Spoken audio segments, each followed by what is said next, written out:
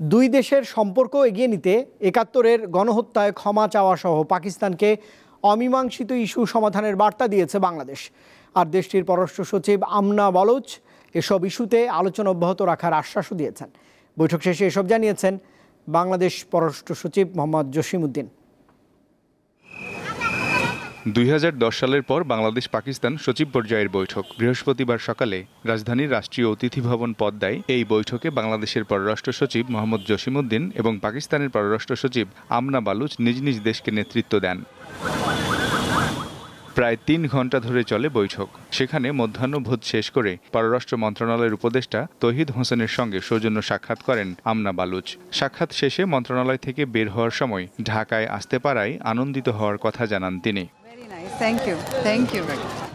এরপর ব্রিফ করেন পররাষ্ট্র সচিব, জানান সম্পর্ক উন্নয়নে দ্বিপক্ষীয় বিভিন্ন ইস্যুতে আলোচনা হয়েছে। এটা আমরা পাকিস্তানি প্রতিনিধি দলকে বলেছি যে বাংলাদেশের সাথে পাকিস্তানের সম্পর্ক এখন যে জায়গায় দাঁড়িয়েছে, সাম্প্রতিককালে উচ্চ পর্যায়ে যোগাযোগ এবং বিভিন্ন ক্ষেত্রে আমাদের যে সহযোগিতার কারণে সেটিকে একটা শক্ত ভিত্তির উপর দাঁড় করাতে গেলে আমাদেরকে এই অমীমাংসিত বিষয়গুলো মীমাংসা আসল প্রয়োজন। তারা বলেছেন যে তারা এই নিয়ে ভবিষ্যতে আলোচনা অব্যাহত রাখতে চান। তিনি জানান বৈঠকে পাকিস্তানের পররাষ্ট্রমন্ত্রীর ঢাকা সফরের সূচি চূড়ান্ত হয়েছে। কূটনীতিতে পাকিস্তানের প্রতি বেশি ঝুঁকছে না বাংলাদেশ। আগে দেশের স্বার্থকে গুরুত্ব দেবে অন্তর্বর্তী সরকার। ব্যবসা বাণিজ্য বৃদ্ধির বিষয়টিও আজকের আলোচনার স্থান পেয়েছে। আমরা আশা করছি যে খুব শীঘ্রই দুই দেশের মধ্যে সরাসরি ফ্লাইট চালু করা সম্ভব হবে। পাকিস্তানের মাননীয় পররাষ্ট্রমন্ত্রী সফর নিয়ে কাজ করছি, যেটা আজকের বৈঠকে আমরা চূড়ান্ত করেছি। এটা আগামী এই মাসেরই ২৭-২৮ তারিখে অনুষ্ঠিত হবে। পররাষ্ট্র সচিব জানান ঢাকা সফররত যুক্তরাষ্ট্রের দক্ষিণ ও মধ্য এশিয়া বিষয়ক প্রতিনিধি দল পররাষ্ট্র উপদেষ্টা ও তাঁর সঙ্গে বৈঠক করেছেন।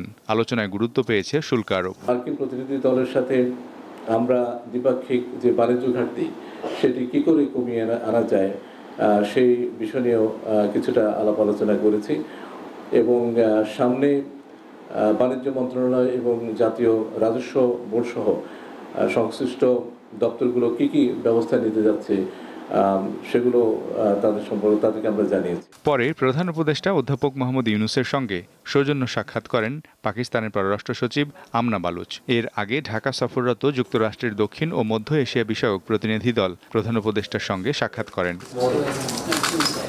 মিজানুর রহমান, দীপ্ত সংবাদ, ঢাকা।